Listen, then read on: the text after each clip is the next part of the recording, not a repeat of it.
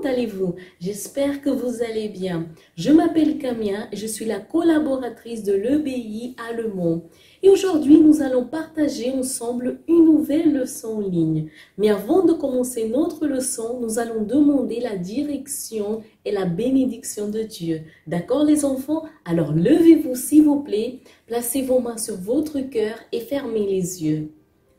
Seigneur mon Dieu, mon Père, au nom du Seigneur Jésus, nous remettons cette leçon entre tes mains et nous te demandons, mon Dieu, que tu puisses nous diriger, nous orienter, que tout ce que nous allons faire soit fait selon ta volonté, selon ta direction. Mon Dieu, bénis-nous, garde-nous, protège-nous et délivre-nous de tout le mal. C'est ce que nous te demandons au nom du Seigneur Jésus. Amen et grâce à Dieu. Amen les enfants, asseyez-vous s'il vous plaît.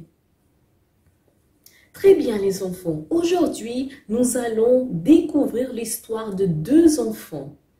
Un qui étudie et fait des efforts pour avoir des bonnes notes et l'autre qui veut aussi avoir des bonnes notes mais ne fait point d'efforts pour avoir des bonnes notes et parfois fait même des choses erronées.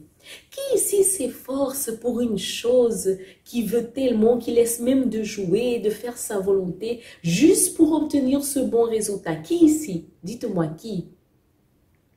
Très bien les enfants. Vous savez, vous devez comprendre que la même force, le même effort que vous faites pour obtenir ce que vous voulez, vous devez le faire aussi pour votre salut, pour obtenir votre salut. D'accord les enfants? Parce que comme vous savez, le caractère de Dieu parle de la justice.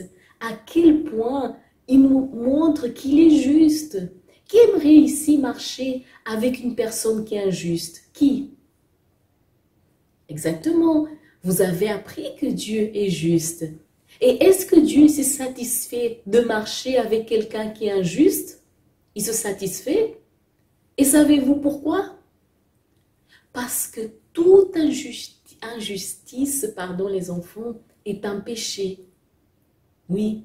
Par exemple, un enfant qui copie sur son camarade. Pendant le contrôle, ils sont dans le contrôle, ils copient et après, ils rejettent la faute sur lui. C'est une injustice, n'est-ce pas? C'est donc un péché. Tout ce qui est injuste est donc un péché. Très bien les enfants. Par exemple, et lorsque quelqu'un vole une autre personne, est-ce injuste?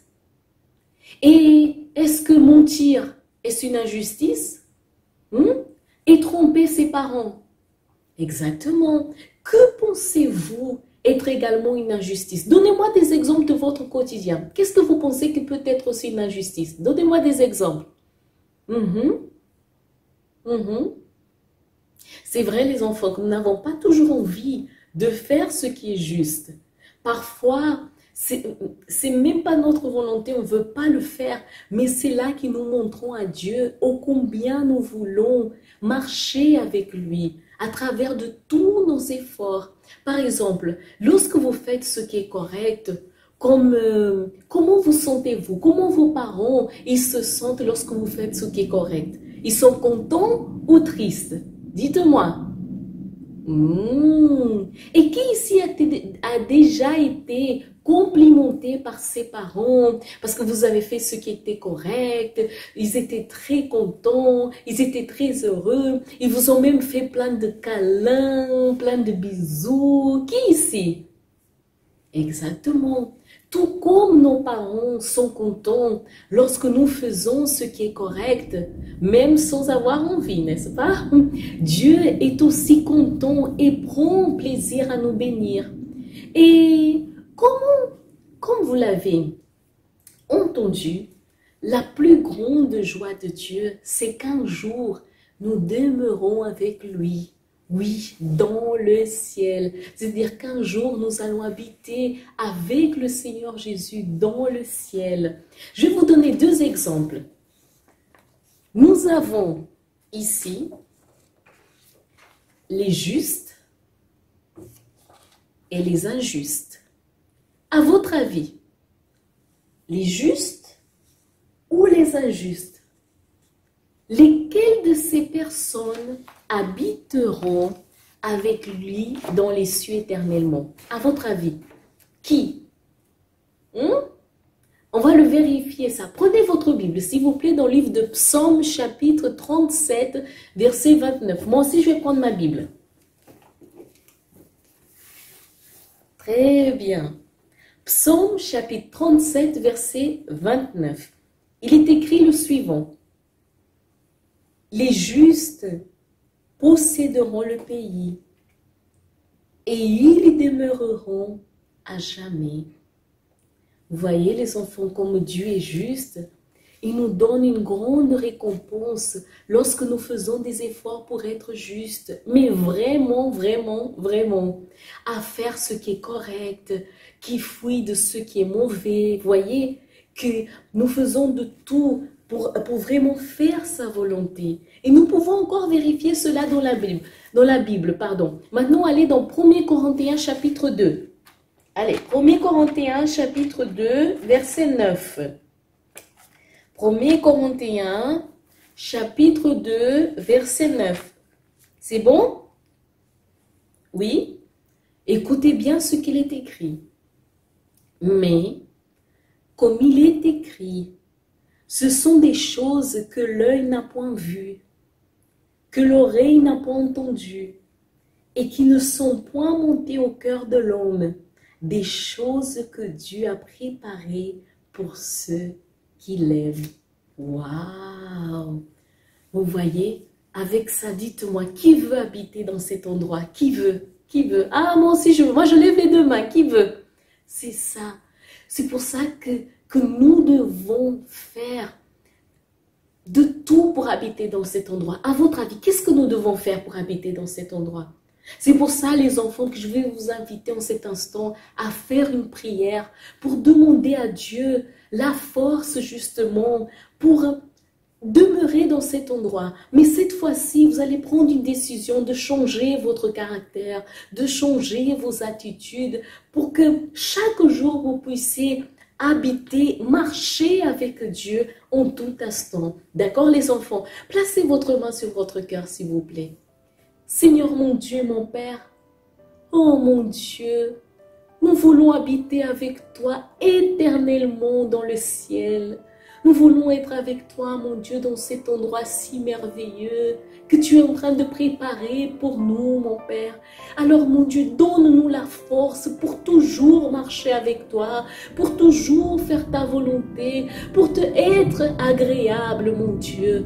Mon Dieu, à partir d'aujourd'hui, nous voulons prendre de nouvelles décisions et faire tout à nouveau pour un jour habiter avec toi. C'est ce que nous déterminons au nom du Seigneur Jésus. Amen et grâce à Dieu. Amen les enfants. Très bien. Après cette prière, on dirait que tout va beaucoup mieux, n'est-ce pas? Maintenant, allons pratiquons. Alors, pour les petits enfants, cette semaine, vous allez dessiner comment vous imaginez qu'il est le ciel. Vous pouvez, par exemple, dire, oh, vous savez, dans le ciel, il n'y a pas de pleurs, il n'y a pas de disputes, il n'y a pas de famine. Au contraire, dans le ciel, tout est beau, tout est parfait. Les personnes sont heureuses et vivent en paix. Et maintenant, dites-moi une chose, entre nous, est-ce que dans ce monde dans lequel nous vivons, il y a quelque chose de plus important que ce merveilleux endroit que Dieu nous a préparé? Est-ce qu'il y a? Bien sûr que non. Et pour vous les plus grands, vous allez faire exactement la même chose. Vous allez dessiner comment vous imaginez, comment il est le ciel. Mais derrière votre dessin, vous allez écrire qu'est-ce que vous allez faire à partir d'aujourd'hui, quel effort vous allez commencer à faire à partir de maintenant pour pouvoir demeurer avec le Seigneur Jésus. D'accord les enfants? Donc n'oubliez pas de faire cela. Et le verset de la semaine, les enfants, n'oubliez pas le verset de cette semaine, Psaume chapitre 37, verset 29. Et pour vous les parents, nous voulons juste vous dire que ce dimanche à l'EBI, nous allons enseigner aux enfants comment l'enfant peut être agréable à ses parents. Donc, Amenez vos enfants ce dimanche, car certainement la direction qu'ils vont recevoir sera une vraie bénédiction pour vous et pour votre famille. Et les enfants, n'oubliez pas, comme devoir à la maison, vous allez raconter à vos parents tout ce que vous avez appris et l'immense privilège d'habiter avec Dieu où? Dans le ciel, bien sûr. Et vous pouvez aussi mettre votre dessin dans un endroit bien visible pour toujours vous souvenir de cet endroit. D'accord, les enfants? Je vous dis à la prochaine. Au revoir!